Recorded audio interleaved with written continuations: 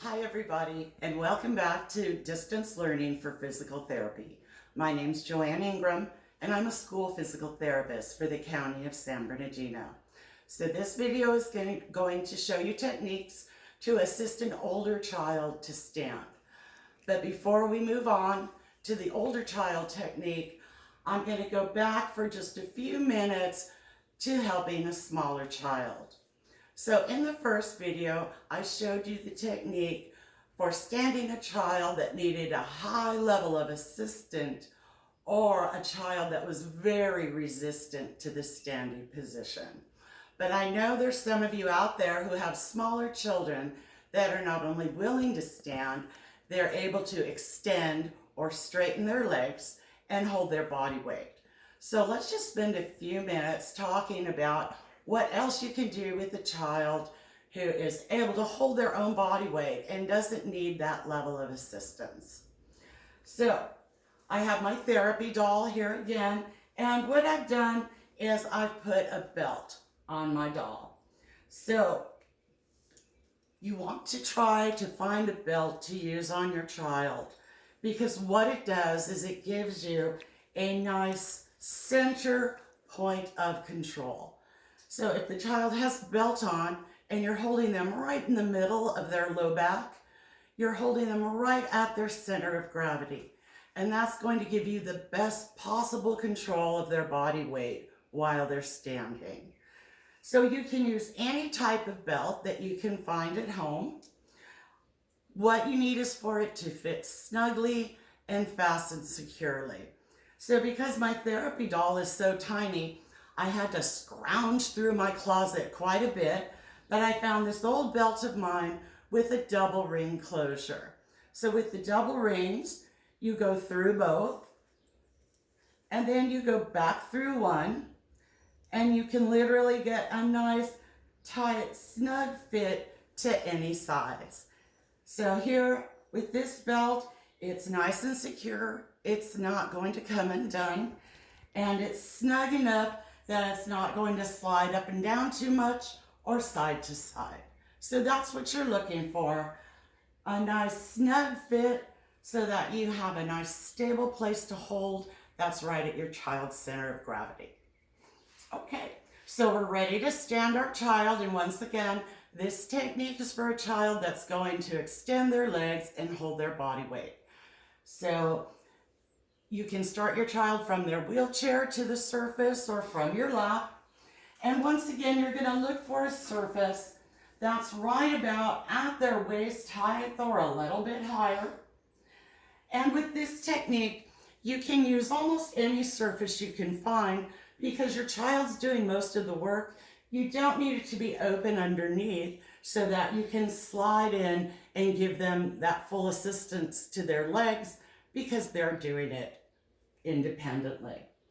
So once you stand them up, what you want to do is position their feet so they're just about shoulder width apart or a little bit wider. That's going to give them a nice wide base of support to help them balance. So once you have their feet positioned, you can take them by the belt and shift them back over their legs and center them over their feet. So you want them in a nice middle position where their body weight is evenly held by both legs. Okay, so once you have your child with their feet positioned, what you want to do is take a look at their leg alignment. So what you will often see with kids that have issues with tone or tendon tightness is that you'll see them roll those ankles in like this. And what goes along with that a lot of times is the knees pressed in or pinched together as well. So what we want to do is try to correct that alignment, and you can do that by putting some type of item in between their knees. So the size of the item is going to depend on your child and their level of tightness. But of course, the best option is a ball, because A rubber ball is going to be firm enough to hold them out, but still relatively soft and comfortable. If you don't have a ball that's the right size, you could use a plush toy, you could use a folded up towel or something like that. Anything you can find. So what I have here is just a mega roll of toilet paper, and this was just the right size for my therapy doll. So this toilet roll is actually about right between 5 and 6 inches across, and the therapy doll is 36 inches tall. So that kind of just gives you an idea of the size that we're looking at here. So watch as I put the item between my child's legs. See how it's not only bringing those knees out, but it's correcting that ankle alignment as well. So here, the ankles are in, the knees are in, and as I bring that item up between their legs, I start to get better alignment right away. So, if your child is significantly tight, what will happen is if the object is the right size, just the tension in your child's legs is going to hold it in place for you, so you won't have to hold it. If it seems to just fall out all the time, try something just a little bit bigger. Okay, so we have our surface, we have the belt on our child, we position their feet just outside their shoulders, we've centered them over those feet, and we've taken a look at the alignment in the joints in their legs. So now you're ready to work on standing balance with your smaller child. And once again, most children who are not able to stand independently are going to tend to lean forward onto that support surface. So you're going to start with working on balance in the front and back direction. So what you're going to do is shift your child back off the surface so that their weight is over their legs. And when you do these balancing movements, they're very small and subtle. Tiny little prompts, little movements. What you're trying to do is give your child a feel for the difference between forward and back, where they're out of balance, and that point in the middle where they're stable. So to help them feel the difference, you do these little switches back and forth. And then in the middle, you can even give them a little up and down pressure to give them the feeling for stabilizing in that middle balanced position. And don't be afraid to talk to your child about what you're doing. Okay? Tell them, where's the middle? We've got to find the middle where we're balanced. Oh, right here. Here's where we're balanced. Can you feel the difference? So go ahead and give them lots of physical feedback and verbal as well. Okay, and then after you've worked on front to back, you can work on side to side as well. Once again, very small, subtle little movements just to give them an idea for the feel of being off to the side, both directions, or in the middle. And once again, when you're using the belt, you're in the perfect place to assist them. After you've done the little shifts back and forth and brought them into the middle, you can give them a little downward pressure to give them the idea to stabilize. So what you'll see a lot is your child will typically start out paying attention and doing really well, and then they'll start to fade off to one side or back. So as soon as that starts to happen, immediately call their attention to it. You can say anything that works for you. Oh, what's happening? Where are you at? Where are you going? Come back to the middle. This is where you're balanced. Okay? So always little subtle shifts to give them the idea of this is the middle and this is where we're holding. Okay? So that's just working with a smaller child who's able to hold their body weight. When you're doing this, it's a good idea to start with 5 to 10 minutes. So you want to keep an eye out for fatigue. So if you see your child starting to collapse on you and sit back or shaking because they're getting tired, Once again, take a look at the time and make a note of it so that you know where you need to work. So let's say if your child did 6 minutes before they started giving up on you, then you know working at 6 minutes for the next few sessions is a good place to be, and you can increase a couple minutes every week as you work on it. Remember though, when you're working on strength and endurance, 3 times a week is maintenance. If your child is not making a lot of progress, add at least 4 sessions a week so that they can actually build up their endurance and the strength in their legs. Okay, so that was once again a small child that is easy for you to lift and move around.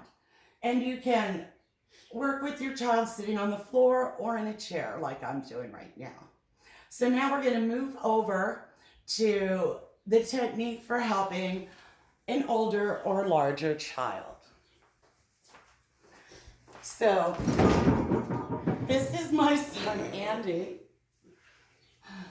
So I'm going to use Andy for the demonstration only because he's the shortest person that I have available to demonstrate it with you. But Andy is, 5'10"?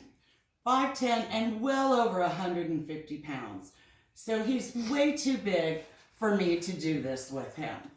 Once again, he's just for demonstration. So my rule of thumb is that once your child is over 50 pounds, then you're going to have to do a lot more work to lift and help them balance. So a set of general guidelines for this activity is what I call the 4-5 rule. So if your child is in 4th or 5th grade, they're between 4 and 5 feet, and they're somewhere around 40 to 50 pounds, they are reaching the outside limits for you to safely do this activity. So if your child is exceeding one of those guidelines, take a good long look at this activity. You want to make sure that you are safe doing it. If you're not sure, if you have any doubts that you can safely assist your child to stand, don't do it. And of course, the most important factor is how much work that your child is doing in comparison to the amount of assistance you have to provide. So you have to determine that, but I can tell you right now, you can't do this unless your child is doing a major percentage of the work. So it's okay for you to assist them in coming from sitting to stand. And it's even okay for you to assist them in keeping their legs straight. But you can't hold their body weight, okay? It's just too much work for you. It's not safe, and the benefits are just too small compared to the risk you're taking. So once again, if you are not completely confident that you can safely assist your child, don't do it. Okay, so here I am with my older child. Andy is in 5th grade. He's right around 50 pounds. He's somewhere between 4 and 5 feet. So I pulled his wheelchair up to the support surface that's just above his waist.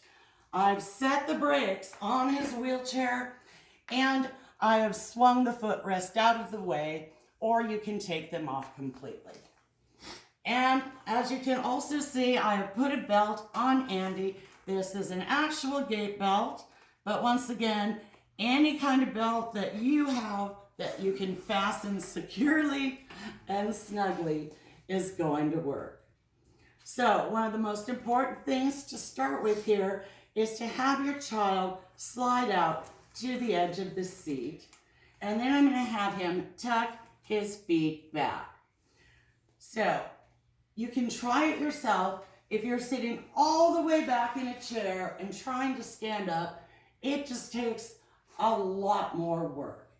Or if you're all the way out to the edge, but your feet are kicked out way in front of you, it's impossible. So the best way to make this as easy as possible, have your child slide out and tuck those feet back, position them about shoulder width apart. So I'm just going to have them reach up onto the support surface, and I'm going to have them reach way forward on it so they're leaning forward. And I'm going to just give them a nice concrete countdown. Okay. 1, 2, 3, go, and assist them in coming to stand. So once again, I'm able to do this because my child is doing 80 to 90% of the work. I'm just keeping a hand on them for safety. And once we're here, go ahead, hold it up for me, Andy. We're just gonna work on balancing, shifting tiny little movements back and forth and side to side. And of course, if you're doing this with your child, it should be right here. Andy's much too tall. So when you're finished, the session is over, you can just go ahead and direct your child to sit and pull back a little bit on that belt to make sure they end up nice and secure in their chair. So we're doing this with the chair staying in place, so if anything happens, they're just going right back into that chair and nowhere else. So I'm on Andy's left side because I'm right-handed. So this gives me access with my right hand to do the most amount of the work, helping him stand with my strong arm. So you can absolutely do that with your child, but if they are significantly weaker on one side or the other, then you want to be on that weak side because that's the side where they will need the most help. So I'm also going to show you a technique for standing a child that needs a little bit more assistance. So once again, Andy's going to hold his body weight. I'm just going to assist him in keeping his legs in the extended or straight position. So once again, the brakes are set, the belt is on, my child has moved out to the edge of the chair and I've tucked their feet back. So now what I'm going to do is I'm going to come in really close and I'm going to use my knee on Andy's knee, the one closest to me, to give him some support. And I'm going to reach across with my hand to support the other knee. And if I need to, I can actually stretch that arm across and use my leg to reinforce it and support it. I'm going to have my child reach way forward, and I'm going to count him down. 1, 2, 3, go. I'm going to bring him up and let him rest his chest on the surface. Okay, so maintain a little crouch for me, Andy. So once I'm here, if Andy's having trouble keeping his hips forward and his knees back, I can reach across the wheelchair and grab the frame. Now I have him in this nice secure sandwich, and I have the leverage of my straight arm here at his knees and this one in the back, helping him to push his hips forward.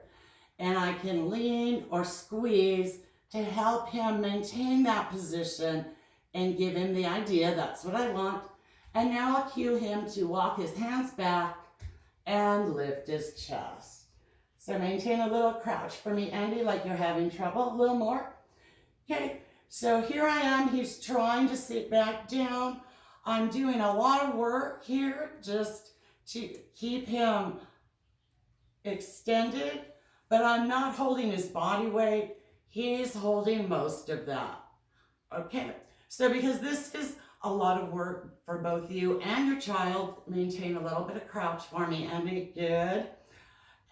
What you're going to do with this activity is just give it a slow countdown from 10. Okay, so you'll just count it down while you prompt them, loosen up your head, prompt them to keep those knees back and the hips forward.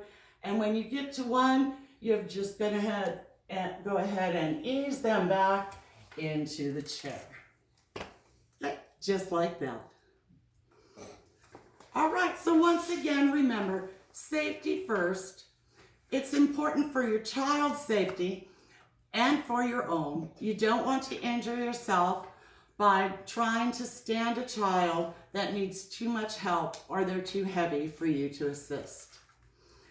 So this video is actually number 5 in my series for those children who are not able to walk independently. So these videos included floor time, range of motion and stretching, prone activities, assisted standing for a smaller child, and assisted standing for an older child. So if you missed any of those videos, remember I have a YouTube channel. It's named Joanne Ingram PT Distance Learning. So you can view any of those videos at any time on my YouTube channel. If you'd prefer to receive a direct link, just let me know. Email me at joanne.ingram@sbcss.net. And that's it for the 2019-20 school year. Hopefully, I'll be back in August and your children will too, and we'll be able to go back to our regular type of service. So in the meantime, thank you for watching. Have a great summer, and hopefully I'll be seeing you soon. Bye.